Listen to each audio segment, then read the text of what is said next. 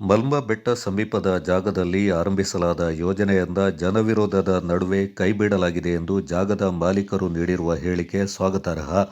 ಇವರು ಖರೀದಿ ಮಾಡಿರುವ ಭೂಮಿಯನ್ನು ಇತರರಿಗೆ ಮಾರಾಟ ಮಾಡುವ ಅಥವಾ ಅರಣ್ಯ ಇಲಾಖೆಗೆ ನೀಡುವ ನಿರ್ಧಾರದಿಂದ ಹಿಂದೆ ಸರಿದು ನೆಲಜಿಯ ಶ್ರೀ ಇಗ್ಗುತಪ್ಪ ದೇವಾಲಯಕ್ಕೆ ಹಸ್ತಾಂತರ ಮಾಡಲಿ ಅಂತ ಕೊಡವಾಮೆರ ಕೊಂಡಾಟ ಸಂಘಟನೆಯ ಅಧ್ಯಕ್ಷ ಚಾಮೇರ ದಿನೇಶ್ ಬೆಳ್ಳೆಪ್ಪ ಒತ್ತಾಯಿಸಿದ್ದಾರೆ. ನಗರದಲ್ಲಿ ಸುದ್ದಿಗೋಷ್ಠಿಯಲ್ಲಿ ಮಾತನಾಡಿದವರು, ಜಾಗವನ್ನು ದೇವಾಲಯಕ್ಕೆ ನೀಡುವ ಮೂಲಕ ನೈಜ ಧರ್ಮ ಸಹಿಷ್ಣುತೆಯಿಂದ ಮೆರೆಯಲಿ ಎಂದರು. ದೊಡ್ಡ ಪ್ರಮಾಣದ ಮರಗಳ ಹನನ ಮಾಡಿ ಭೂಮಿಯನ್ನು ಬಗೆದಿದ್ದರೂ ಅರಣ್ಯ ಇಲಾಖೆ ಮತ್ತು ಜಿಲ್ಲಾಡಳಿತ ಮೌನಕ್ಕೆ ಶರಣಾಗಿವೆ. ಸಾಮಾನ್ಯ ರೈತರು ಒಂದೆರಡು ಕಾಫಿ ಗಿಡವನ್ನು ನೆಟ್ಟರೆ, ತಮ್ಮ ಅಗತ್ಯಕ್ಕೆ ಪೂರಕವಾಗಿ ಮರ ಕಡಿದರೆ ಓಡಿ ಬಂದು ಕ್ರಮ ಜರುಗಿಸುವ ಅರಣ್ಯ ಇಲಾಖೆ ಈ ಪ್ರಕರಣದಲ್ಲಿ ಇಲ್ಲಿವರೆಗೆ ಯಾವುದೇ ಕ್ರಮ ಕೈಗೊಂಡಿಲ್ಲ. ಇದರ ಹಿಂದಿನ ಮರ್ಮದ ತನಿಖೆಯಾಗಬೇಕಿದೆ ಎಂದರು. ಜನ ವಿರೋಧಕ್ಕಾಗಿ ಜಾಗವನ್ನು ಹಿಂದಿರುಗಿಸುತ್ತೇವೆ ಎಂದು ಘೋಷಿಸಿರುವವರು ಈಗಾಗಲೇ ಪ್ರಕೃತಿಗೆ ಆಗಿರುವ ಹಾನಿಗೆ ಯಾವ ಪರಿಹಾರ ಕಲ್ಪಿಸುತ್ತಾರೆ, ಇದಕ್ಕೆ ಹೊಣೆ ಯಾರು ಎನ್ನುವುದನ್ನು ಮೊದಲು ಸ್ಪಷ್ಟಪಡಿಸಬೇಕು. ಸರ್ಕಾರ ತಕ್ಷಣ ಮಧ್ಯಪ್ರವೇಶ ಮಾಡಿ ಈ ಎಲ್ಲ ಚಟುವಟಿಕೆಗಳಿಂದ ಸ್ಥಗಿತಗೊಳಿಸಬೇಕು. ಮಲ್ಮ ಬೆಟ್ಟ ಮತ್ತು ಕೊಡಗಿನಾದ್ಯಂತ ನಡೀತಾ ಇರುವ ಅವ್ಯಾಹತ ಪ್ರಕೃತಿಯ ನಾಶವನ್ನು ತಡೆಯಲು ತಕ್ಷಣ ಸೂಕ್ತ ಕ್ರಮ ಕೈಗೊಳ್ಳಬೇಕು. ಸೂಕ್ಷ್ಮ ಪರಿಸರ ವಲಯವಾಗಿರುವ ಕೊಡಗಿನಲ್ಲಿ ಯಾವುದೇ ಬೃಹತ್ ಕಟ್ಟಡಗಳು ಮತ್ತು ಅಕ್ರಮ ಯೋಜನೆಗಳಿಗೆ ಅವಕಾಶ ನೀಡಬಾರದು ಅಂತ ಒತ್ತಾಯಿಸಿದರು. ಮಲ್ಮ ಬೆಟ್ಟ ಸಮೀಪದ ಜಾಗದಲ್ಲಿ ನಡೆದಿರುವ ಚಟುವಟಿಕೆಯ ವಿರುದ್ಧ ಚೆನ್ನೈನಲ್ಲಿರುವ ರಾಷ್ಟ್ರೀಯ ಹಸಿರು ನ್ಯಾಯಾಧೀಕರಣಕ್ಕೆ ಕೊಡವಾಮೆರ ಕೊಂಡಾಟ ಸಂಘಟನೆ ಈಗಾಗಲೇ ದೂರು ನೀಡಿದೆ. ಕೊಡಗಿನಲ್ಲಿ ನಡೀತಾ ಇರುವ ಅವ್ಯಾಹತ ಪರಿಸರ ನಾಶ ತಡೆಯಲು ತಕ್ಷಣ ಮಧ್ಯಪ್ರವೇಶ ಮಾಡಿ ತಡೆಯಾಜ್ಞೆ ನೀಡುವುದಲ್ಲದೆ ವಾರಸುದಾರರು, ಜಿಲ್ಲಾಡಳಿತ ಹಾಗೂ ಕರ್ನಾಟಕ ರಾಜ್ಯ ಮಾಲಿನ್ಯ ನಿಯಂತ್ರಣ ಮಂಡಳಿಯನ್ನು ಹೊಣೆಗಾರರನ್ನಾಗಿ ಮಾಡಿ ಕ್ರಮ ಕೈಗೊಳ್ಳಬೇಕೆಂದು ಆಗ್ರಹಿಸಿದ್ದು, ಈ ಸಂಬಂಧ ಪರಿಶೀಲನೆ ನಡೀತಾ ಇದೆ. ನೈಜ ಪರಿಸರ ಪ್ರೇಮಿಗಳು ಹಾಗೂ ಪ್ರಕೃತಿ ಆರಾಧಕರ ಸಹಕಾರದೊಂದಿಗೆ ನಮ್ಮ ಸಂಘಟನೆ ಕಾನೂನು ಹೋರಾಟವನ್ನು ಮುಂದುವರಿಸಲಿದೆ ಎಂದು ಚಾಮೇರ ದಿನೇಶ್ ಬೆಳ್ಳೆಪ್ಪ ಹೇಳಿದರು.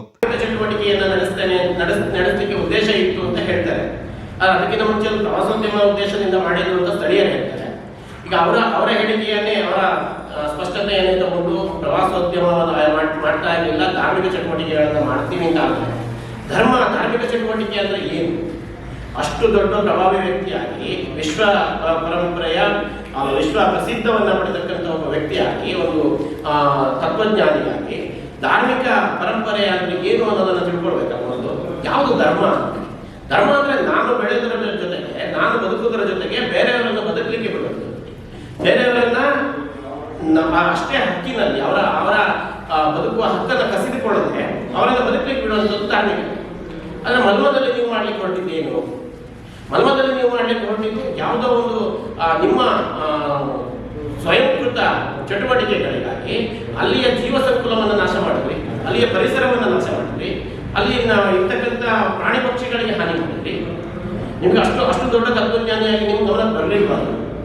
ಈಗ ನಾನು ಈ ಚಟುವಟಿಕೆಯನ್ನು ಮಾಡಬೇಕಾದ್ರೆ ಒಂದು ಪರಿಸರ ಸೂಕ್ಷ್ಮ ಪ್ರದೇಶ ಇದೆ. ಆ ಪ್ರದೇಶದಲ್ಲಿ ನಾನು ಮಾಡಿದ ಚಟುವಟಿಕೆಗಳಿಂದ ಅಲ್ಲಿರ್ತಕ್ಕಂಥ ಮರಗಳಿಗೆ ಹಾನಿ ಆಗ್ತದೆ, ಅಲ್ಲಿರ್ತಕ್ಕಂಥ ಸಸ್ಯ ಸಂಕುಲಕ್ಕೆ ಹಾನಿ ಆಗ್ತದೆ, ಅಲ್ಲಿರ್ತಕ್ಕಂಥ ಬೇರೆ ಬೇರೆ ಕಾಡು ಪ್ರಾಣಿಗಳಿಗೆ, ಆ ಜೀವ ಸಂಕುಲಕ್ಕೆ ಹಾನಿ ಆಗ್ತದೆ. ಅದಕ್ಕಿಂತ ಹೆಚ್ಚಾಗಿ ಅದು ಕಾವೇರಿ ಕೊಳ್ಳಕ್ಕೆ ನೀರು ಉಣಿಸ್ತಕ್ಕಂಥ ಪ್ರಮುಖ ಪ್ರದೇಶ ಮಲ್ಮ ಪ್ರದೇಶ ಅಥವಾ ನೆಲಜಿ, ಬೇರೂರು, ಭಾಗಮಂಡಲ ಆ ಪ್ರದೇಶ ಏನಿದೆ ಅದು ಕಾವೇರಿಗೆ ಪ್ರಮುಖವಾಗಿ ನೀರು ಉಣಿಸ್ತಕ್ಕಂಥ ಪ್ರದೇಶ. ಆ ಕಾವೇರಿಗೆ ನೀರು ಅಲ್ಲಿಂದ ಹರಿದ್ರೇ ಇಡೀ ದಕ್ಷಿಣ ಭಾರತದ ಪ್ರಮುಖ ರಾಜ್ಯಗಳಿಗೆ ಕೃಷಿಗೆ ಮತ್ತು ಕುಡಿಯಲಿಕ್ಕೆ, ಅದು ಬೆಂಗಳೂರಂತ ರಾಜಧಾನಿಯಲ್ಲಿರ್ತಕ್ಕಂಥ ಪ್ರದೇಶಕ್ಕೆ ಕುಡಿಯೋದಕ್ಕೆ ನೀರು ಕೊಡಲಿಕ್ಕೆ ಸಾಧ್ಯ ಆಗೋದು ಆ ಮಲ್ಮದಲ್ಲಿ ಮಳೆಗಡೆ ಆದರೆ ಮಾತ್ರ. ಹಾಗಿದ್ರೆ ಯಾಕದನ್ನು ನಮ್ಮ ಕೈಯಲ್ಲಿ ಮಾಡಲಿಕ್ಕೆ ಆಗಿಲ್ಲ? ಗೋಷ್ಠಿಯಲ್ಲಿ ಸಂಘಟನೆಯ ಪ್ರಮುಖರಾದ ಕುಂಜಿರ ಗಿರೀಶ್ ಭೀಮಯ್ಯ, ತೀತಮಾಡ ಸೋಮಣ್ಣ ಹಾಗೂ ಅಜ್ಜಮಕ್ಕಡ ವಿನು ಕುಶಾಲಪ್ಪ ಪಾಲ್ಗೊಂಡಿದ್ದರು.